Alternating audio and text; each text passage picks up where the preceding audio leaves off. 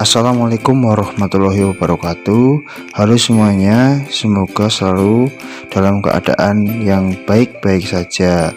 Dan jangan lupa selalu patuhi protokol dan menjaga kebersihan di setiap saat. Pada kesempatan kali ini kita akan memasuki pembelajaran bab 5, yaitu memotret fenomena alam melalui teks eksplanasi. Berbicara tentang teks eksplanasi, pernahkah kalian membaca teks fenomena alam? Ataukah melihat peristiwa-peristiwa tersebut seperti gempa bumi, gunung meletus, banjir, dan lain sebagainya? Atau bahkan kalian pernah juga membaca tentang teks fenomena budaya seperti wayang, seni tari, dan lain sebagainya? Atau bahkan pernah membaca teks fenomena sosial seperti kenakalan remaja, pergaulan bebas, pengangguran, dan sebagainya. Tahukah kalian bagaimana peristiwa-peristiwa tersebut bisa terjadi? Nah, proses terjadinya sesuatu fenomena itu dapat dijelaskan dengan teks eksplanasi. Untuk itu, marilah kita bahas bersama-sama teks eksplanasi. Teks eksplanasi ditulis untuk menjawab sebuah pertanyaan, yaitu bagaimana dan mengapa. Lalu, apa sih pengertian dari teks eksplanasi itu? Teks eksplanasi adalah teks yang menjelaskan proses terjadinya sesuatu fenomena alam, sosial, dan budaya. Adapun ciri-ciri teks eksplanasi adalah: 1. Mengusung sebuah topik berkaitan dengan suatu fenomena. 2. Kalimat-kalimat di setiap paragraf berdasarkan fakta. 3. Fakta dirangkai dengan pola kronologis ataupun pola kausalitas, yaitu adanya sebab akibat. Perhatikan contoh kutipan teks eksplanasi berikut ini. Awal pemerintahan Kabupaten Bandung dimulai sejak Piagam Sultan Agung Mataram pada tanggal 20 April 1641. Tanggal tersebut kemudian ditetapkan sebagai hari jadi Kabupaten Bandung. Dari kutipan tersebut, kita aplikasikan atau samakan terhadap ciri-ciri teks eksplanasi. Yang pertama, topik. Di sini, topiknya mengenai fenomena sosial, yaitu mengenai sejarah perkembangan sebuah kabupaten, yaitu siapa? Kabupaten Bandung. Wacana tersebut didasarkan pada fakta-fakta mengenai perkembangan Kabupaten Bandung. Adapun pola pengembangannya pada teks tersebut adalah pola pengembangan kronologis atau urutan waktu, yaitu ditandai dengan kata sejak dan kemudian.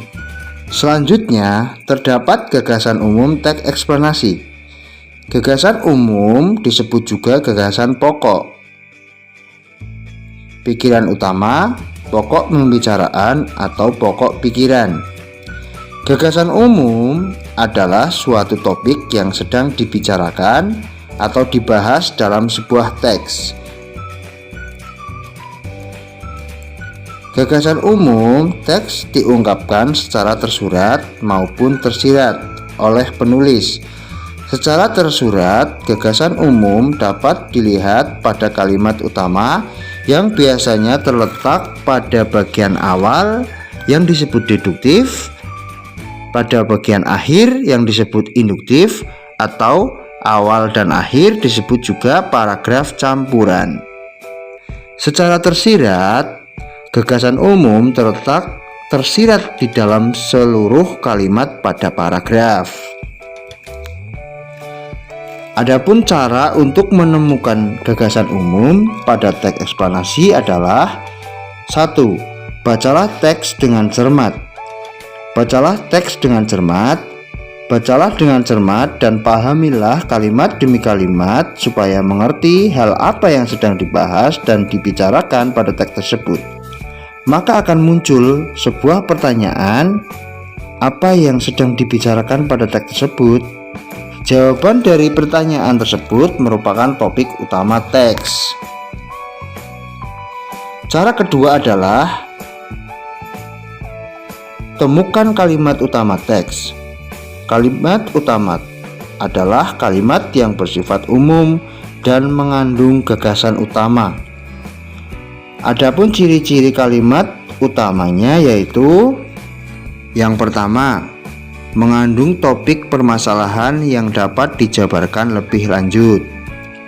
Yang kedua, biasanya berupa sebuah kalimat lengkap yang dapat berdiri sendiri. Yang ketiga, memiliki arti yang jelas tanpa dihubungkan dengan kalimat lainnya. Yang keempat, dibentuk tanpa kata sambung atau transisi. Yang terakhir yaitu yang kelima, pada paragraf induktif, kalimat utama ditandai dengan kata-kata berupa kesimpulan. Seperti oleh karena itu, jadi, oleh sebab itu, dan dengan demikian. Cara ketiga, simpulkan gagasan umum melalui inti kalimat. Setelah menemukan kalimat utama pada setiap paragraf, maka carilah inti kalimat tersebut dengan cara mengambil subjek dan predikatnya saja. Selanjutnya, poin B. Meringkas isi teks eksplanasi. 1. Membaca teks secara intensif. 2. Mencatat gagasan umum dalam tiap paragraf. 3. Menyimpulkan gagasan umum setiap paragraf menjadi gagasan umum teks. 4. Menyusun atau menuliskan gagasan umum teks menjadi paragraf sesuai pemahaman. Baik, untuk pembelajaran hari ini kita cukupkan saja. Terima kasih. Wassalamualaikum warahmatullahi wabarakatuh.